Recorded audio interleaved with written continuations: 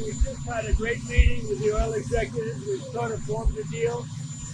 They're going to be going in with hundreds of billions of dollars and drilling oil, and it's good for Venezuela and it's great for the United States. A lot of money is going to be made. Oil prices will come down, although they are getting down pretty good now without it. And it was a great meeting we had today with the biggest companies anywhere in the world. U.S. President Donald Trump promised a new American oil empire in Venezuela, but oil companies are throwing major red flags. On January 9th, Trump met oil executives to rush back into Venezuela and take over the production of its expansive reserves of petroleum. However, the U.S. oil companies expressed a word of caution, putting the brake on Trump's $100 billion spending pitch. Large U.S. oil companies have largely refrained from affirming investments in Venezuela. The companies also cited their past experiences in Venezuela. Chevron, the only U.S. company operating in Venezuela, sounded an alarm over the safety of people in Venezuela. In a statement, the company said that it maintains the integrity of its assets in strict compliance with all laws and regulations applicable to its business, as well as the sanctions frameworks provided for by the U.S. Inside the White House, Exxon and ConocoPhillips went even further. Exxon CEO called Venezuela un-investable, with Trump by his side at a White House meeting. Remember, both Exxon and ConocoPhillips exited Venezuela's nationalized sector around 2 decades ago in a dispute with then-President Hugo Chávez's regime and had their assets expropriated. Chevron, you did a great job. I want to thank you. And ExxonMobil, if you would say a few words, and then followed by Conoco, great companies, massive companies, great companies. Exxon, please. Sure. Thank you, Mr. President. I appreciate the invitation and the opportunity, frankly, for the entire industry to show up and provide a perspective. Frankly, we've been kind of unresponsive to the press regarding Venezuela, but I guess today's the opportunity to address the press directly with respect to a number of questions that have been asked of ExxonMobil. First and foremost, obviously, is the interest that we have in Venezuela. And I think, the way I would position that, I think one of the reasons why we see many of the industry players here is we're in a depletion business for a product that is in great demand and will be in demand for many, many, many decades to come. And as a depletion business, the biggest challenge we have is finding resources. There's an opportunity in Venezuela with all the resources there is we don't have that challenge of finding, we have the challenge of developing those resources. So I think it's in the best interest of these companies and, frankly, society as a whole for the industry to be interested in understanding what the opportunity here represents. I'll just share a philosophy that ExxonMobil has when we enter countries, because we do business all around the world in a number of different regimes. We take a very long-term perspective. The investments that we make span decades and decades, so we do not go into any opportunity with a short-term mindset. And there's a value proposition that we have to meet. It has to be a win-win-win proposition. Obviously, it has to be a win for the company and our shareholders and to generate a return for the investments that we make. It has to be a win for the government. The resources are an important source of revenue that help support the people of the places that we do business. And it has to be a win for the people. We have to be wanted there and to be a good neighbor. And those three things ensure a stable, long-term platform for the large investments that we make for the long term. With respect to Venezuela in particular, we have a very long history in Venezuela. In fact, we first got into Venezuela back in the 1940s. We've had our assets seized there twice. And so you can imagine to re-enter a third time would require some pretty significant changes from what we've historically seen here and what is currently the state. If we look at the legal and commercial constructs and frameworks in place today in Venezuela, today it's uninvestable. And so significant changes have to be made to those commercial frameworks, the legal system. There has to be durable investment protections, and there has to be a change to the hydrocarbon laws in the country. We're confident that with this administration and President Trump working hand in hand with the Venezuelan government, that those changes can be put in place. And with respect to the Venezuelan government, that perspective we don't have a view on. We haven't talked to the Venezuelan government, and obviously we have yet to assess the people's perspective with respect to ExxonMobil entering the country. In the short term, there are things that can be done while these longer-term issues are being worked. For us, we haven't been in the country for almost 20 years. We think it's absolutely critical in the short term that we get a technical team in place to assess the current state of the industry and the assets, to understand what would be involved to help the people of Venezuela get production back on the market. With the invitation of the Venezuelan government and with appropriate security guarantees, we are ready to put a team on the ground there.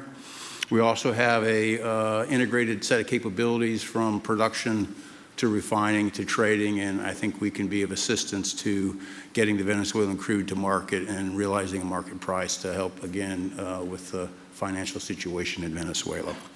So those are my short-term perspective that I have. I'd say maybe close with a thank you, Mr. President, for the work that you've done to secure not only the national security, but the energy security of the region. And then thank you, Secretary Rubio, Secretary Wright, Secretary Burgum, for your leadership in this matter. Thank you. How long would it take you, Darren, as Exxon to, if we make a deal, how long would it take you to get in there and get started? Well, the first step, this technical team, as I talked with Secretary Wright earlier this week, we started from the beginning to put the team together so that if and when it was needed, we could hit the ground almost immediately. So we can hit the ground within the next couple of weeks, start the assessment, and then from there we need to understand. That's what we want. We want speed and quality. That's what we want. Thank you, Darren. And Conoco, Ryan. Thank you, Mr. President. Appreciate the opportunity to be here too, and you've assembled a great team. And our congratulations as well for removing one of the terrible people in the world and bringing them to justice. It was quite amazing. I think you've given hope to the people of Venezuela again, which I think is quite remarkable. And we've been on the other end of that despot regime a long time. Our assets were expropriated. I had a little bit more hair when that happened. And you know, I think we're the largest non-sovereign credit holder in Venezuela today. So we're in a bit of a different situation, but I think your big and bold idea to use energy commerce instead of conflict is something that could make a real big difference in Venezuela. And our company certainly stands ready to help in that endeavor. Encourage you to continue to think bigger and even bolder. And we've had some discussions with your energy team about that as well. As we think about the other people that need to be in this room and in this discussion are the banks, and including probably the Exxon Bank, as we think about how the debt needs to be restructured and the financing to deliver the billions of dollars that are required to restore their energy infrastructure. And I think as we think that big and bold, we need to be also thinking about even restructuring the entire Venezuelan energy system, including PDVSA. And I think if we can do that and think bold, there's an opportunity to be quick, fast, and restore the quality of what's happened in Venezuela, or what's been lost in Venezuela over the course of the last 25 years. So thank you for this opportunity. Trump used the meeting to publicly assure oil executives that they need not be skeptical, despite the South American country's history of state asset seizures, ongoing U.S. sanctions, and decades of political uncertainty. And you have total safety, total security. One of the reasons you couldn't go in is you had no guarantees, you had no security, but now you have total security. It's a whole different Venezuela, and Venezuela is going to be very successful. And the people of the United States are going to be big beneficiaries because we're going to be extracting, numbers in terms of oil, like, few people have ever seen, actually. So you're dealing with us directly. You're not dealing with Venezuela at all. We don't want you to deal with Venezuela. American companies will have the opportunity to rebuild Venezuela's rotting energy infrastructure and eventually increase oil production to levels never ever seen before. When you add Venezuela and the United States together, we have 55% of the oil in the world. The United States is number one. We have them drilling. Drill, baby, drill was my campaign. And Doug and Chris, I think we're setting records on drilling right now and taking oil without Venezuela. That's how we're getting the oil prices down. The plan is for them to spend, meaning our giant oil companies will be spending at least $100 billion of their money, not the government's money. They don't need government money. But they need government protection and need government security that when they spend all this money, it's going to be there so they get their money back and make a very nice return. The plan is for them to spend at least $100 billion to rebuild the capacity and the infrastructure necessary. Trump's meeting came on a day when U.S. forces seized their fifth tanker over the past month that has been linked to Venezuelan oil. The move reflects U.S.'s determination to fully control the exporting, refining, and production of Venezuelan petroleum. Venezuela has massive oil reserves, largest in the world, but its production dwindled after decades of mismanagement, underinvestment, and in more recent years due to U.S. sanctions.